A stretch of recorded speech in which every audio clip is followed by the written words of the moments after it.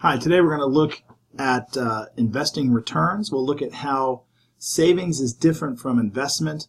We'll look at how simple returns are different from compounding returns and begin to investigate the effect that timing has on investment. That is, how long we invest and how that impacts how much money we can expect to have at the end. So first we look at simple interest or simple returns, and that's where we're going to calculate how much our initial investment earns over the course of a single year. So we would take the principal amount times the interest rate times the number of years that it is accepting interest or earning interest to find a number. So for example, $10,000 deposited at 4.5% interest for 1 year means I'm going to get 4.5% return on my $10,000 at the end of the year, so I'll earn $450 worth of interest, which is good, but not as good as if we were to have something called compound returns. With compound returns, we will earn interest or returns more than once per year. And so we should see a greater rate of growth with compounding than through simple returns or simple interest.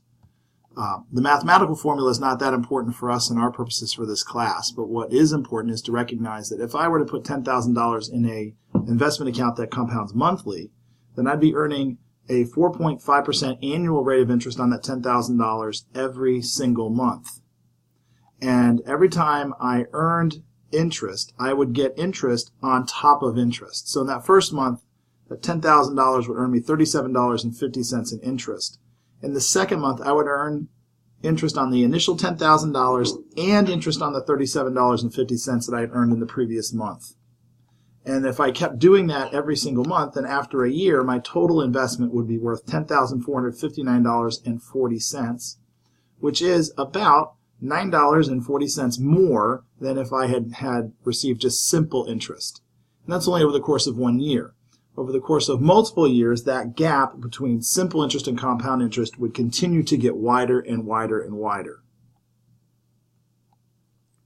If we look, for example, at a one-time investment of $1,000, if I put $1,000 into investment that earned 6% rate of return and I didn't touch it for 40 years, then after the 40 years of compounding are done, my $1,000 would be worth $10,000. What's interesting to note is that if I doubled the rate of return and I went from 6% to 12%, the amount of money I would have in that investment fund would increase by more than 2 times. In fact, it would increase by 9 times. And if I were to increase my rate of return from 6% to 18%, that is a tripling of my return rate, I would see an increase in the value of my investment more in the line of 75 times a growth. And so what we see is that with compounding, there is this exponential explosion or exponential increase in the value of investments, which is why it's important to put our money into assets that have a compounding nature to them as opposed to putting our money into the bank. One term that we should be familiar with is called the return on investment. It helps us measure how much our investment is increasing by what percentage. And so when we talk about ROI, we're talking about how much is my investment worth now compared to what it was when I first made the investment. We should recognize, as we learned before, that the higher the risk, the higher the potential for return on investment. And the lower the risk, the lower our potential ROI will be. There is that direct connection between risk and reward in investments. If we're going to try and calculate ROI, if we take an example, I earned $100 in a mutual fund, or I put $100 in a mutual fund for 1 year. At the end of that year, maybe I have $108 in that account, in which case I can do some math to determine how much my mutual fund increased by and then figure out what that is as a percentage of my original investment. So I would say the total amount I earned minus the amount that I put in equals my return. So I had $108 at the end of the year, I had $100 to start, so I had an $8 return. That $8 represents an 8% increase on the original $100 that I put in my account. I would do that $8 divided by the initial investment of $100 to find an 8% rate of return, which is pretty good.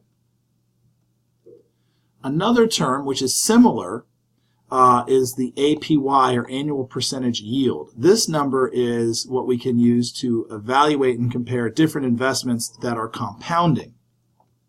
Because when we compound our returns, we'll actually see a greater percentage increase in our investment than what the APR is that's stated. If I have a 5% rate of return compounded, that means that I will have, as we saw in a previous example, way more than if I just did 5% simple return. So the APY helps us get a better sense for what our investments are doing as far as their growth. So if I have a $10,000 CD at a 5% APR compounded monthly, at the end of the year, my CD would be worth $10,511.62. If I only got 5% rate of return on a simple basis, I'd have $10,500. But I have more than that. So the APY captures the idea that my investments are growing by greater than the APR because of compounding. In fact, my investment has grown by $511.62, which is approximately 5.11% more than what I had to start. Our rate of return is important because of this concept of time value of money. Our money loses value over time because of inflation. Our savings and our investments lose purchasing power because goods and services cost more every single year than they did the year prior. And so we need to make sure that our investments are gaining value at a greater rate than the inflation rate. And if you want to go online and play with the CPI inflation calculator from the Bureau of Labor Statistics, you can kind of see how much more things cost today than they did in the past to get a sense for how much our investments are going to have to grow by in order to keep us at the same level of purchasing power or increase our standard of living over the past. One measure that we use to sort of see how well our investments are doing and how much we can expect to have in the future is called this Rule of 72. It's a simple formula we can use to determine how long it would take for our deposits or our investments to double in value. And this formula is very simple. You take 72 and divide the rate of return to get the number of years it takes to double. So in this example, if I have an 8% rate of return, then it should take me 9 years to double the value of my assets. And this Rule of 72 is very important because it shows us that our investments will grow quickly over time and become worth significantly more than they were in the past.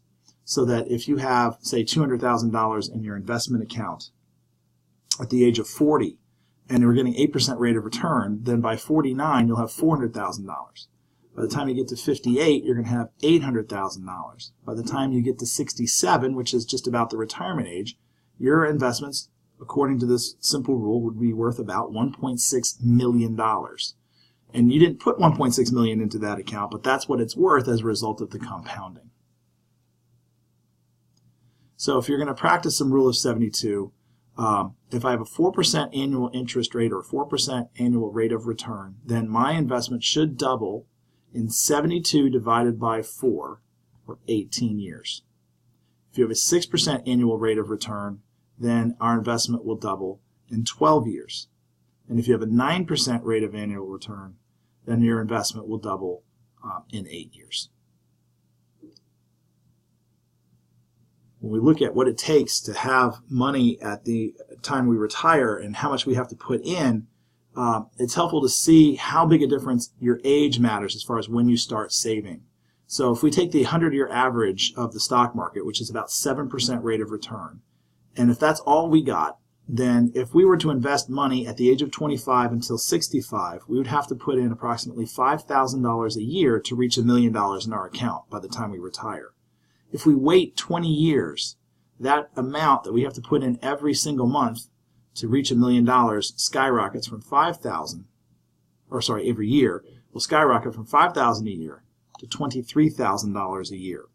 It's much easier to put $5,000 a year into an investment account than $23,000, especially as you get older.